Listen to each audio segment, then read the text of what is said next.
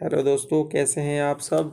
आपका एक बार फिर मेरे इस चैनल पे स्वागत है जिसका नाम है डिफेंस सिविलियन एम्प्लॉय वेलफेयर। और आज हम छुट्टियों के बारे में बात करेंगे।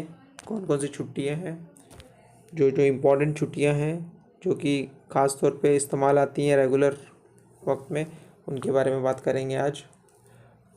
बात करने से पहले ये नोट कर लीजिए, फर्स्ट सेंटेंस जो लिखा है कि छुट्टियों का दावा अधिकार के रूप में नहीं किया जा सकता। कि वो आपका ये नहीं कि मेरा अधिकार है मैं छुट्टी मांगूँ और मुझे बस मैंने बोला कि छुट्टी और मुझे छुट्टी मिल जाए, ऐसा नहीं होता। आपका काम है छुट्टी का एप्लीकेशन देना। एप्लीकेशन दी जाए, डिपार्टमेंट भी देखेगा कि आप उस वक्त डिपार्टमेंट में आपकी ज़रूरत है या नहीं है, रिलीवर आपका है या नहीं है। उसके बाद में आपको छुट्टी मंजूर की जाएगी तो ही मिलेगी। ठीक है। बाकी ये टाइप्स ऑफ लीव देख लीजिए आप, कौन कौन सा EL, HPL, CL, CCL ये सब आपको मिलती हैं। और ये ख़ास तौर उन लोगों के लिए बनाया है ये मैंने जो ड्यूटी कर रहे हैं, अभी ऑन ड्यूटीज़ हैं, उनके लिए ये वीडियो। बाकी जो ड्यूटी नहीं कर रहे हैं, जो सोच रहे हैं कि ज्वाइन करेंगे डिफेंस सिविलियन एम्प्लॉय डिपार्टमेंट, तो वो भी देख सकते हैं। उनको भी छुट्टी के बारे में थोड़ी नॉलेज आ जाएगी। जैसे ये और भी छुट्टियां हैं, EOL हो गया, मैटरनिटी लीव, पैटर्निटी लीव, एक एक करके हम सब के बारे में विस्तार से जानने की कोशिश करेंगे। तो पहला नंबर EL का। EL ये आपको पूरे साल में 30 दिन मिलती हैं, 6 महीने की गैप में। जनवरी से जून के गैप में इस फर्स्ट स्पेल में मिलती है आपको 15 दिन, और जुलाई से दिसंबर तक 15 दिन। पूरी सर्विस में आप 300 दिन जमा कर सकते हो। अपनी पूरी सर्विस में 300 दिन तक आप जमा कर सकते हो लीव अकाउंट में। उससे ज़्यादा हुआ तो वो लैप्स हो जाता है। 300 से ऊपर होगा तो वो लैप्स हो जाता है। 300 दिन तक के छुट्टी आप जमा करके उसको फाइनल में इनकैशमेंट करवा सकते हो। और EL अगर आपको एक साथ इकट्ठी लेने की ज़रूरत हो, मतलब ज़रूरी पड़े, तो 180 दिन मैक्सिमम आपको मिल सकती है एट अ टाइम। 180 दिन एट अ टाइम आपको मिल सकती है ये। और उसके बाद आया HPL, ML और कम्यूटेड लीव। ये तीनों एक ही है, बस थोड़ा नाम इसके डिफरेंस है। ये आपकी किस हिसाब से आप लेते हो छुट्टी, उस पर इनके नाम डिसाइड होते हैं। जैसे आप हाफ पे के लिए अप्लाई करोगे तो वो हाफ पे बन जाएगा। अगर आपने उसी छुट्टी के साथ में मेडिकल सर्टिफिकेट अटैच कर दिया तो वो आपका मेडिकल या कम्यूटेड लीव बन जाएगी। तो ये पूरे साल में आपको 20 दिन मिलती हैं। फर्स्ट साल के पहले हिस्से में 10 दिन और दूसरे हिस्से में 10 दिन। जो फर्स्ट हिस्सा मतलब जनवरी से जून और बाकी जुलाई से दिसंबर।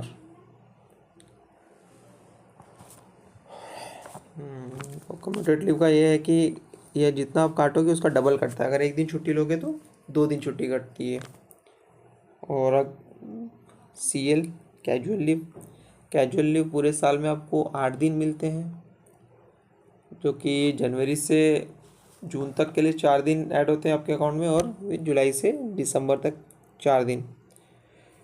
मतलब एट अ टाइम इकट्ठा आप लेना चाहो तो ये 4 दिन से ज़्यादा आप नहीं ले सकते। अगर आप बोलोगे मुझे CL एक साथ पूरी 8 दिन चाहिए तो एक साथ 8 दिन नहीं मिल सकती। एक साथ 8 दिन मिल सकती है अगर आपने फर्स्ट जनवरी से जून तक नहीं काटी, और जुलाई के बाद अगर आपके अकाउंट में है उतनी तो इकट्ठी 8 दिन मिल सकती है। अदरवाइज़ अगर जनवरी से जून तक ही आप बोलो कि मुझे 8 दिन अभी काटनी है तो नहीं काट सकते, सिर्फ 4 दिन काट सकते हो आप इकट्ठे। और इसके साथ में आप किसी भी लीव के साथ इसको कंबाइन नहीं कर सकते कि आधी EL ली है, EL ख़त्म हुई तो CL ज्वाइन कर ली साथ में। ऐसा नहीं होता है इसमें, ये अकेली रहती है, किसी के साथ में ज्वाइन नहीं होती। और ये हाफ भी ले सकते हो आप, मतलब हाफ CL भी आप ले सकते हो। उसके बाद CCL, चाइल्ड केयर लीव। इसके नाम से ही पता लगता है कि बच्चों की देखभाल के लिए ये मिलती है। ये टोटल मिलती है 730 दिन। 730 दिन टोटल मिलती है ये, जिसमें से फर्स्ट 365 दिन की छुट्टी जो लेते हो आप, उसमें आपको 100% सैलरी मिलती है। और सेकंड जो 365 दिन बचते हैं, इस वक्त आपको 80% सैलरी मिलती है। मतलब 20% सैलरी डिटेक्ट हो जाती है इसमें से। और इसको CCL हमेशा प्रायर सेंक्शन होती है, ये ऐसा नहीं कि आप काट के आ जाओ बाद में CCL दो। ये CCL जब तक सेंक्शन नहीं होगी तब तक आप छुट्टी नहीं जा सकते CCL। और ये 18 साल से कम के बच्चे के लिए आप ले सकते हो, उसकी देखभाल के लिए, उसके एग्ज़ाम वगैरह होंगे या कुछ, तो उसके लिए आप ले सकते हो। जो 18 साल से कम बच्चा है उसके नाम पे, जो इसकी CCL की एप्लीकेशन के साथ में भी आपको कई जगह पे होता है यूनिट्स में, कि यूनिट में कि आपको बर्थ सर्टिफिकेट वगैरह बच्चे का लगाना पड़ता है, तो उसके बेस पे आपको मिलती है ये। और ये सिर्फ पहले 2 बच्चों के लिए ऑथराइज है, तीसरे बच्चे के लिए आप नहीं ले सकते हो इसको। EOL एक्स्ट्राऑर्डिनरी लीव, ये खुद में ही एक्स्ट्रा है, एक्स्ट्रा ऑर्डिनरी है, जो कि ख़ास तौर से मुझे ये लीव बिल्कुल पसंद नहीं है, क्योंकि इसमें सर्विस लैप्स होती है, सैलरी नील हो जाती है। इसको विदाउट पे लीव भी कहते हैं। ये 2 तरीके से मिलती है, एक तो उस सिचुएशन में मिलेगी कि जिसमें और कोई लीव आपको एडमिसिबल नहीं है, और दूसरी कि खुद एम्प्लॉय लिख के देगा कि भाई मुझे EOL चाहिए, उसमें उस सिचुएशन में ये मिल सकती है। और जितने दिन आप नहीं आओगे EOL पे रहोगे उतने दिन सैलरी नहीं मिलती है, वो पीरियड आपका सर्विस में काउंट नहीं होता है। और MSCP वगैरह लगते टाइम वो उतना टाइम आपकी सर्विस से निकाल दिया जाता है। और 10 EOL के बदले अगर 10 दिन EOL रहोगे आप तो 1 दिन EL डिडक्ट होता है एज अ पनिशमेंट। अगला नंबर आता है हमारा मैटरनिटी लीव का। मैटरनिटी लीव ये फीमेल स्टाफ को मिलती है बच्चों की देखभाल वगैरह करने के लिए। जब आफ्टर प्रेगनेंसी इनको 180 डेज़ मिलते हैं बच्चे की देखभाल के लिए, अपनी देखभाल के लिए।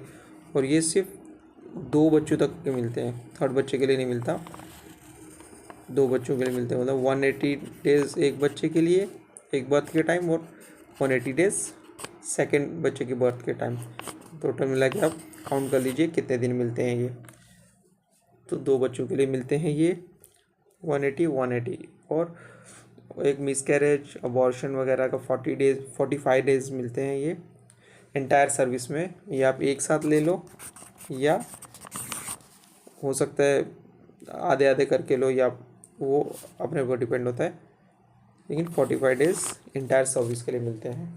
Paternity leave male government servant को मिलती है ये, और ये इसकी एलिजिबिलिटी है 15 दिन मिलती है ये। और इसकी एलिजिबिलिटी है ये वाइफ के देखभाल के लिए मिलती है, या तो बच्चे की बर्थ के 15 दिन पहले या बच्चे की बर्थ के 6 महीने के अंदर। तो बच्चे को जब तक 6 महीने का नहीं हो जाता उस बीच के पीरियड में ये ले सकता है। अगर उस 6 महीने में नहीं लेगा तो ये छुट्टियां लैप्स हो जाती हैं, ये फिर नहीं मिलती है।